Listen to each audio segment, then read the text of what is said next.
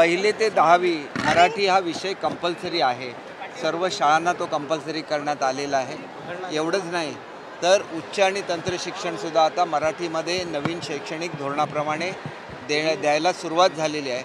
आणि या वर्षीपासून इंजिनिअरिंगचं शिक्षणसुद्धा हे महाराष्ट्र शासन इंग्रजीमध्ये देत आहे.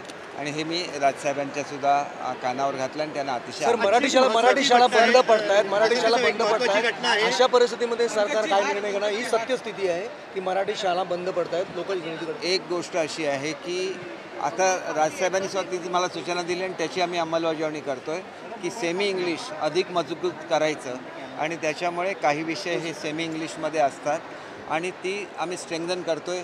तुम्ही बघितलेलं आहे की हल्ली असं झालेलं आहे की मला नोकरी मिळाली पाहिजे, मुलांचं काही झालं तरी चालेल, अशी जी भूमिका मुलं घेतात त्यांनी समजून घेतलं पाहिजे की ज्यांना उत्कृष्ट इंग्रजी बोलता येतं त्यांनी सेमी इंग्लिशमध्ये काम केलं पाहिजे.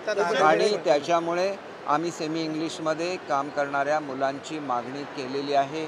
परंतु त्या एकंदर जी आंदोलनं वगैरे होतात या पार्श्वभूमीवर जी मुलं सिलेक्ट होतील सगळ्यांची वेगळी त्यांना इंग्रजीमध्ये शिकवता येतं की नाही याची वेगळी चाचणी हे आमचं औरंगाबाद म्हणजे संभाजीनगरमध्ये आपल्या इन्स्टिट्यूट आहे आणि ह्या इन्स्टिट्यूटमार्फत ही चाचणी होईल आणि त्याच मुलांचं सिलेक्शनसुद्धा होईल.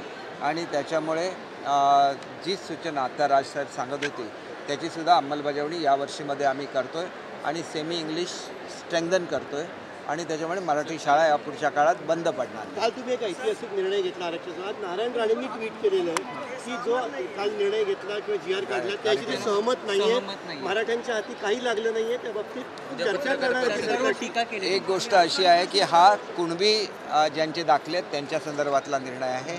मराठा समाजाच्या संदर्भात जे स्वतंत्र आरक्षण दिलं त्याला आपण क्युरेटिव्ह पिटिशन दिलेलं आहे आणि ह्या संदर्भातली कारवाई ही स्वतंत्रपणे होते. त्याच्यासाठी 1.5 लाख लोक सर्वेक्षण करत आहेत आणि 1 आठवड्यामध्ये हे सर्वेक्षण पूर्ण होईल आणि पुरेसा एम्पिरिकल डाटा उपलब्ध होईल. त्याच्यामुळे राणेसाहेबांना जी अपेक्षित आहे ती कारवाईसुद्धा स्वतंत्रपणे महाराष्ट्रामध्ये चालते. स्वतंत्र कारवाई आहे हे त्यांच्या लक्षात आलेलं नसेल. ती कारवाई स्वतंत्र आहे. मराठा आरक्षण हे स्वतंत्र ओबीसीला कुठलाही धक्का न देता देण्यात येईल. त्याला कार्यक्रम सुरू आहे. त्या कुणबी नोंदी आहे आणि कुणबी माझा ऐका आहे प्लीज एक मिनिट. कुणबी हे बघा असं कसं म्हणू शकतो. मराठा ज्यांच्याकडे कुणबी नोंदी आहेत त्यांना कुणबी हे ओबीसीचं आरक्षण दिलं जाणार आणि ज्यांच्याकडे नोंदी नाही आहेत त्यांना स्वतंत्र मराठा आरक्षण दिलं जाणार.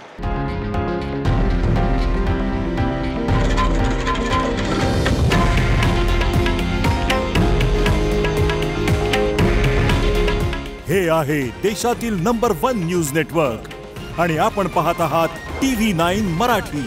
काळजी तुमची, हित महाराष्ट्राचं.